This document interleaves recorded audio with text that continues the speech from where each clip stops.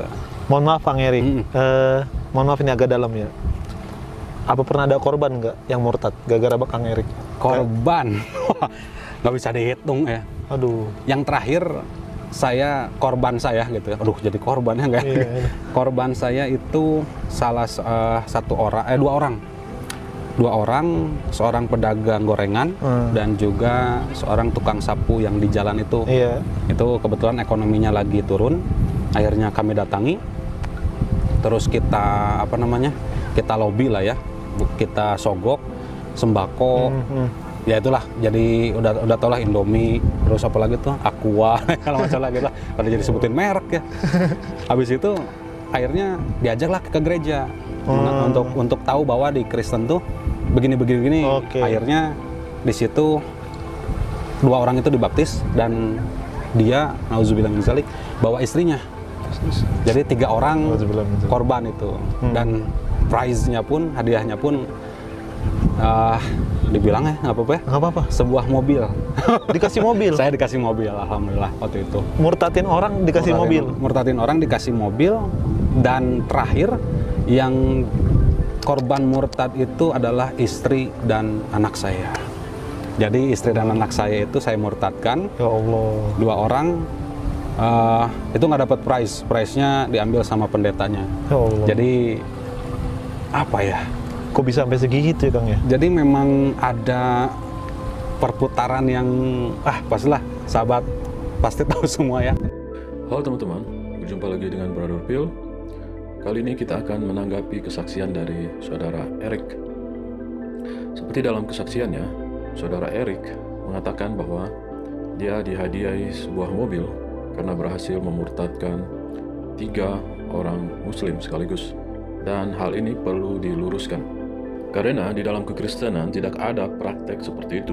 Mari kita berpikir secara logika saja, karena di dalam kekristenan banyak juga umat-umat Kristen yang masih dalam kekurangan. Mana mungkin gereja berani memberikan sebuah mobil kepada satu orang hanya karena orang itu berhasil memurtadkan orang lain. Seperti kesaksian Saudara Erik, orang-orang yang dimurtadkan itu adalah orang-orang yang berekonomi lemah. Dan secara logika, jika melihat dari sisi ekonomi, gereja tidak diuntungkan. Dari kesaksian Bro Erik, tadi kita dengar bahwa yang dimurtadkan oleh Saudara Erik sudah tidak terhitung lagi. Yang anehnya, Saudara Erik mengatakan dia memurtadkan 3 orang mendapatkan 1 mobil. Jadi, jika yang dimurtadkan Saudara Erik ini sudah tidak terhitung, Saudara Erik harusnya memiliki banyak mobil hasil dari memurtadkan orang. Tadi kita juga dengarkan bersama bagaimana Saudara Erik menyaksikan bahwa dia telah memurtadkan istri dan anaknya.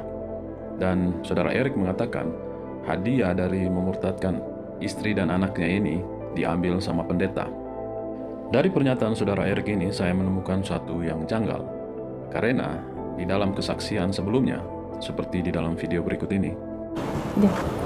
Ini kita menikah tanggal 9. Tanggal 9 bulan 11 2013. Nah, jadi setelah istri saya dibaptis, kita lebih dalam lagi mempelajari Bible. Akhirnya kita resmi surat pemberkatan nikah di gereja gitu. Jadi bukan saya masuk Islam karena wanita gitu. Jauh dari jauh dari nyinyiran netizen yang haters lah ya. Nah, setelah menikah barulah anak saya lahir. Nah, di dalam Advent itu ada yang namanya penyerahan bayi, dan ini surat yang anak saya ya.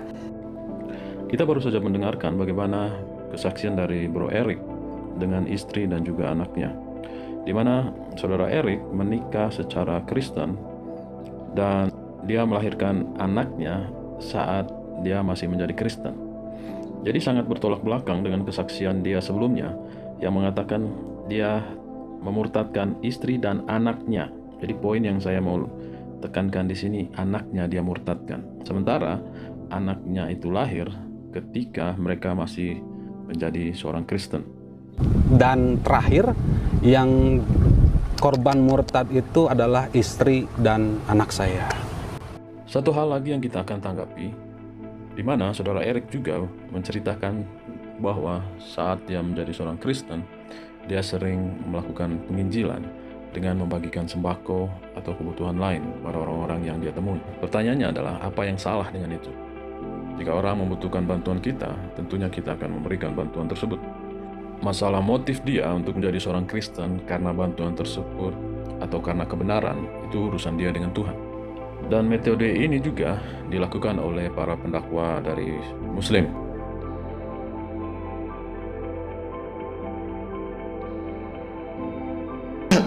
Berkat mereka ini kita didik di sini, kemudian merasa dimuliakan dalam Islam, mendapatkan tempat, mendapatkan penghargaan dalam Islam itu, maka mereka hubungilah orang tuanya masing-masing agar masuk Islam. Karena mereka katakan, kami dalam Islam itu dimuliakan, dihormati dalam Islam. Kami dikasih tempat, dikasih pendidikan, dapat fasilitas, dikasih uang jajan. Mereka lapor sama orang tuanya yang dulu ketika kita Kristen tidak pernah mendapatkan apresiasi yang semacam ini. Akhirnya orang tuanya datang kemari, dia lihat langsung, oh iya betul, anak saya adalah semakin baik pendidikannya, wajahnya pun makin putih-putih gitu ya. Nah, berubah wajah mereka. Biasanya dari sana kan agak kuning-kuning gitu ya. Sampai sini udah putih-putih, alhamdulillah ya. Kenapa? Karena dikasih makanan yang enak-enak, tempat yang bagus. Bayangin dari tempat tinggal yang tidak layak di sana sampai di sini pakai AC segala macam. Jadi mereka merasa dimuliakan dalam Islam ini. Itu yang membuat mereka orang tuanya pada mendapatkan hidayah. Teman-teman, demikianlah sanggahan kita terhadap kesaksian dari saudara Erik. Saya melihat tidak ada kekonsistenan di sana. Silakan teman-teman menilai sendiri apakah kesaksiannya itu benar atau tidak. Mari kita berdoa untuk mereka, karena Tuhan kita mengasihi mereka sama seperti mengasihi kita. Tuhan Yesus memberkati.